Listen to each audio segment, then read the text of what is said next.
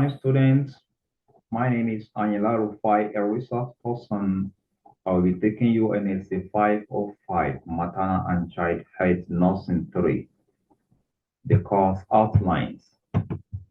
In this course, we will be considering the following course outlines: obstetric emergency, roles of nurses and midwives in the management of obstetric emergencies, abnormal labor and related midwifery care, youth-friendly facility, and lastly, we will be talking about adolescent health. Now, what is obstetric emergency? Obstetric emergencies are life-threatening medical conditions that occur in pregnancy, during pregnancy, and after labor. And this could be classified under the following headings. We have obstetric emergency during pregnancy, obstetric emergency during labor, obstetric emergency after birth. Now, what are the obstetric emergency during pregnancy? Examples are miscarriage, ectopic pregnancy, placenta previa, placenta abruptio, placenta preeclampsia, etc. What is miscarriage? Miscarriage is a condition whereby the pregnancy is terminated before 37 weeks of pregnancy. This is usually occur at the first trimester of pregnancy.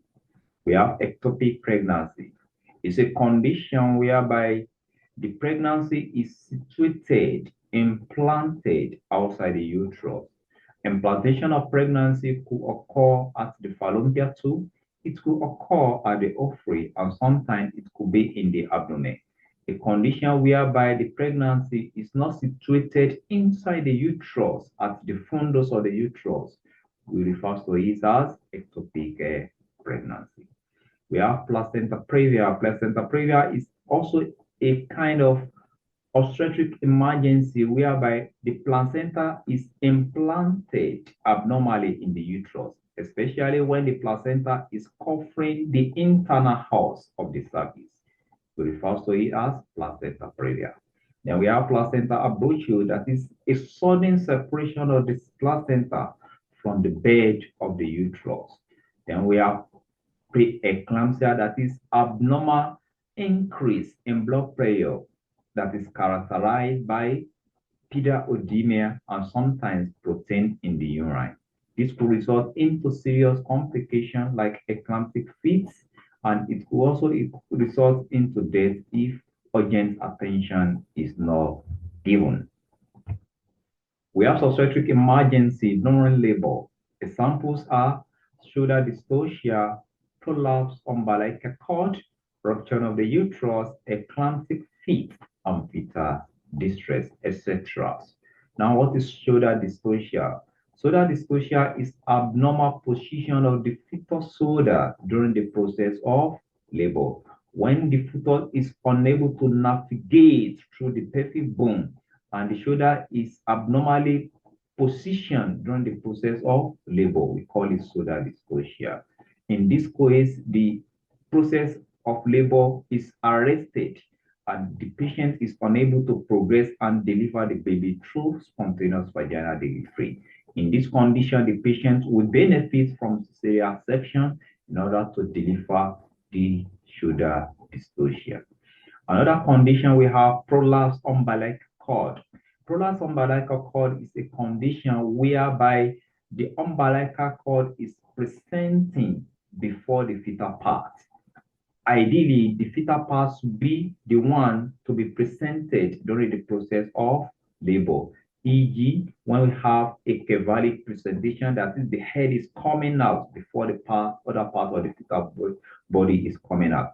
But in a condition whereby the cord is coming out before the fetal part, this could result into compression of the cord, which may result into fetal heart rate deceleration, and it could also result into fetal death, and this could result into obstetric emergency. We have rupture of the uterus. So the uterus might also rupture during the process of labor, and this is also known as obstetric emergency. It is a condition whereby the uterine muscle is ruptured during the process of labor. This could occur as a result of abnormal or abnormal use of uterotonic agents like oxytocin, ergometrin, and in some conditions whereby the patient had also undergone cesarean section before, so the patient is also prone to rupture of the uterus. Now we have eclamptic fit, that is the tonic-clonic jerking of the pregnant woman during the process of labor. Probably the patient had preeclampsia before during the pregnancy. This could result into eclamptic fit. Then we have fetal distress, a condition whereby the fetal is in distress when the fetal heart rate is below or above the normal follow. And the normal follow of the fetal heart rate is between 110 to 160. A condition whereby the fetal heart rate goes above 170, 180, or below 100, the fetal is in distress and the fetal must be delivered as early as possible through the cesarean section. So in order to prevent fetal death. And we have obstetric emergency after labor. Number one is postpartum bleeding, postpartum fetal uterine infarction, and postpartum blue moon. Now, what is postpartum bleeding? Postpartum bleeding is a condition whereby the patient loses more than 500 ml of blood during spontaneous vaginal delivery, or a condition whereby patient loses more than 1,000 ml of blood during the cesarean section. We have postpartum fit, that is jacking, tonic-clonic jacking of the patient after labor. This will occur when the patient had suffered from eclamptic fit during the process of labor or pre-eclampsia during pregnancy. The patient may also experience postpartum fit. We have uterine infarction and we have postpartum blue moon. Roles of nurses and midwives in the management of obstetric emergency.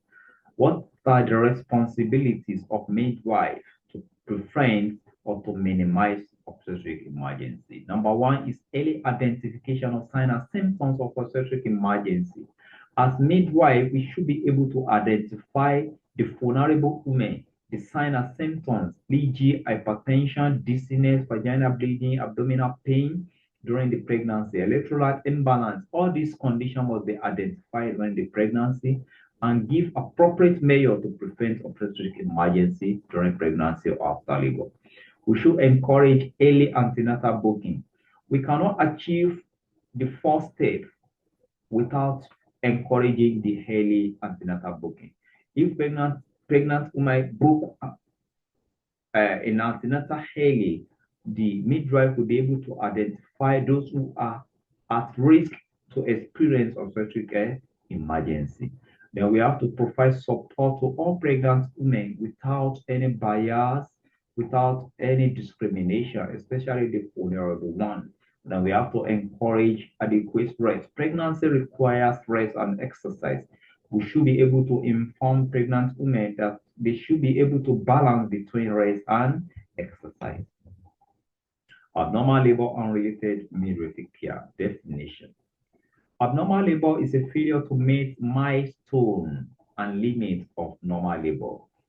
If the pregnant woman is unable to meet the normal labor sequence, or the pregnant woman deviates from the normal labor sequence, we refer to them as abnormal labor. What are the types of abnormal labor? Abnormal labor could occur as a result of slow progress, or the progress could be arrested and precipitate labor. Then what are the causes of abnormal labor in pregnancy? Number one is the passage, that is the pelvic architecture, the passenger, the power, and the patient and the provider. Now, what is the passage? The passage is the pelvic architecture of the pregnant woman. So we have different type of pelvis. We have gynecological pelvis, we have android pelvis, we have petellated pelvis, etc. So gynecological pelvis is the most preferable pelvis. So during labor, and other pelvis could result into complication or abnormal labor. We have the passage, which is the fetal itself. The size of the fetus determines the kind of labor the woman will experience. When the fetus is too big, measuring more than 4.5 or 4.0, so during the process of labor may result into abnormal labor and may warrant cesarean section during the process of labor. We have the power of the uterus. The uterus should be able to contract in order to enhance the progress of labor during the labor process. Then the patient power, the patient itself, that is the readiness of the patient, and the provider, which is the expertise, knowledge of the midwife. Now, management. What are the management of abnormal labor? The first one is early screening and identification of labor abnormality, prompt referral for expertise care, provide support to the family, and provide adequate knowledge. We should be able to screen the patient and identify those who are at risk of abnormal labor, e.g., those who have abnormal pelvis. We should be able to identify them during the pregnancy, and those who have fetal abnormality, like big baby during the pregnancy, that may result into abnormal labor. We should be able to identify them and provide adequate care before it results into abnormal labor. In the case whereby we are unable to manage these patients at our own facility level, we should be able to give prompt referral for expertise care, either to the secondary level or to the tertiary level. And we should be able to give support to the family to identify abnormal labor. And we should be able to provide adequate knowledge to the pregnant women. Youth-friendly facility definition. Youth-friendly facility are a set of services designed to address the barriers faced by youth in accessing high-quality sexual and reproductive health services. We have quality services, quality facility. Now, what are the quality of facility for youth-friendly facilities? So the facility must be safe. That is, there should be a safe environment for youth to access the facility. It must be friendly to the youth. It's not a facility whereby the youth will not be, have confidence to go there. So it must be safe for the patient, for the youth, and it must be friendly for the youth. Supportive care, there must be supportive care for the youth, and there must be a respect for the youth, and there must be confidentiality. Adolescent health is the range of approaches to preventing, dictating, or treating young people health and well-being. Health-related problem in adolescents, we have road traffic accident, we have drowning, we have violence, alcohol, drugs, mental health, and etc. And these are my references. Thank you for listening.